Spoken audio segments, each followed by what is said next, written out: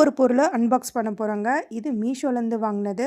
இந்த பொருள் வந்து நம்மளுக்கு ரொம்ப யூஸ்ஃபுல்லான பொருள். ஹோம் எசென்ஷியல் ஐட்டம்னே சொல்லலாம். ஆமாங்க, இது ஒரு மேஜிக் எரேசர். நானே ஒரு வீடியோ பார்த்து தாங்க இதை வாங்கினேன். அப்புறம் அதில் வந்து ஷூவை வந்து க்ளீன் பண்ணலான்னு சொல்லியிருந்தாங்க. சரின்னு சொல்லிட்டு நானும் வந்து ஷூ க்ளீன் பண்ணுறதுக்கு இதை வாங்கியிருக்கேன். நாளைக்கு ஒயிட் ஷூ போடணும்னு சொல்லிட்டு இன்றைக்கி நைட் தாங்க நம்மளுக்கு ஞாபகம் வரும். ஷூவை வந்து நல்லா வாஷ் பண்ணி காய வச்சா வந்து பெங்களூர் கிளைமேட்டுக்கு காயவே மாட்டேங்குதுங்க.